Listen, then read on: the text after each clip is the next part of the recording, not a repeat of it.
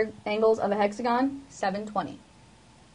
All right, we've got a heptagon, 7 sides. Pick one vertex, draw all of the diagonals possible from that one vertex. I get 5. 5 times 180, well, that's 900. And my last one, octagon. Pick one vertex, draw all the diagonals possible from that one vertex. Count the number of triangles. I've got 6 triangles. 6 times 180 is 1,080. So now let's see if we can't find a pattern. Well, looking at the number of sides and then going to the number of triangles. So if I have 4 sides, I get 2 triangles. If I have 5 sides, 3 triangles. 6 sides, 4 triangles. 7 sides, 5 triangles. 8 sides, 6 triangles. So it looks like the way that I have my number of sides compared to the number of triangles, I always have 2 more sides than triangles, or that if I know that I have 28 sides, I'm going to have 28 minus 2 triangles. Well, the formula for the sum of the interior angles of an n-gon is n minus 2 times 180. So this is the number of sides minus 2 times 180. So if I have a 12-gon, I'm going to take 12 minus 2 times 180. 12 minus 2 is 10. And 10 times 180 is 1,800. And so the sum of the interior angles of a 12-gon or a dodecagon is 1,800. Find the sum of the measures of the angles of a 15-gon. Okay, so we're going to take n minus 2 times 180. N is 15. Take 15 minus 2 times 180. So that's 13 times 180. And if we take 13 times 180, oops, I get 0, 4, so I've got 540.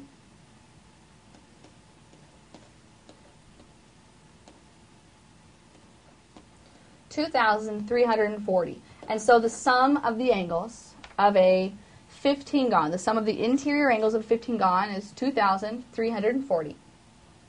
And if I want to put a label on that, I can say 2,340 degrees. Find the measure of angle y in pentagon TVYMR.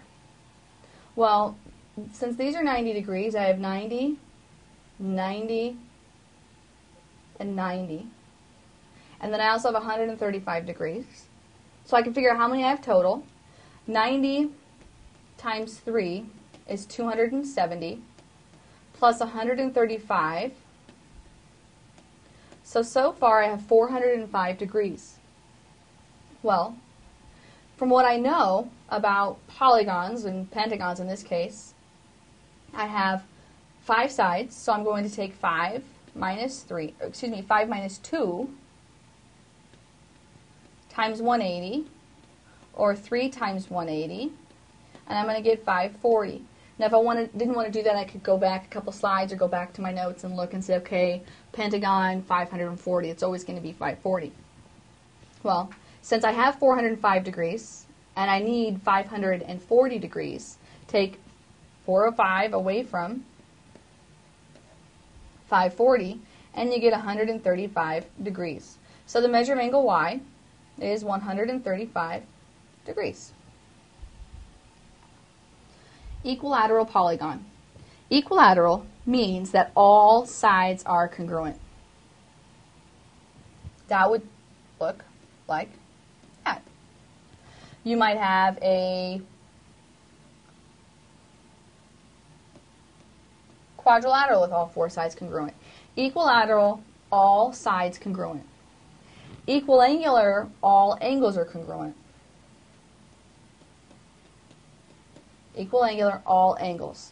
Regular is both equilateral and equiangular, which means all the angles are the same and all of the sides are the same. So a regular polygon, both equilateral and equiangular. Equilateral, all sides congruent. Equiangular, all angles congruent. Regular, all angles and all sides are congruent. All right, the sum of the measures of the exterior angles of a polygon, one at each vertex, is 360 degrees.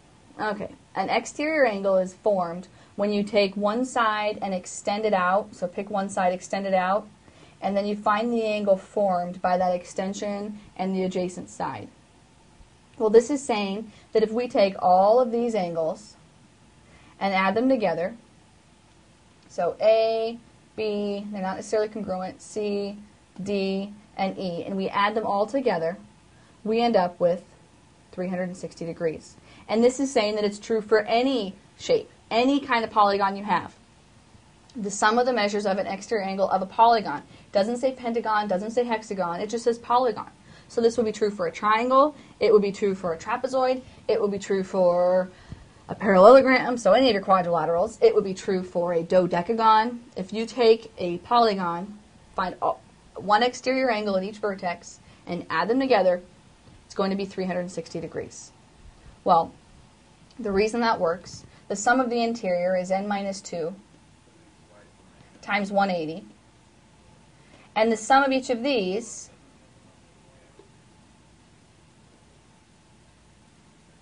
are 180. So I have 180, 180, 180, 180, 180. So if I add those together, I have n minus 2 times 180. And since these are 180 times n, what I want to do is if I go ahead, if I add up all these sides, so 180 times n, and then I get rid of the interior, subtract off the n minus 2 times 180, then it's going to leave me with just the parts that I want. So I take 180 times n, and I subtract off the interior angle, so I get rid of this part. It will leave me with angle A, B, C, D, and E. Well, this is 180n minus 180n plus 360. So when I distribute that negative and the 180, I end up with 180n minus 180n. It's gone. I end up with 360. And that works for no matter how many sides we have. So, whatever the shape, the sum of the exterior angles of a polygon, any polygon, one at each vertex. So I can't say, oh, I'm going to do 2 exterior angles. One exterior angle at each vertex, 360 degrees. Okay. The board game to the right is packaged in a rectangular box outlined beneath a regular hexagon. The box uses 4 right triangles made of foam in its 4 corners. Find the measure of angle 1 in each foam triangle. So I want to find the measure of these angles, and they're all congruent. Well, let's start by talking about, well, what kind of shape we have. And it looks like I've got a hexagon. So if I have this hexagon,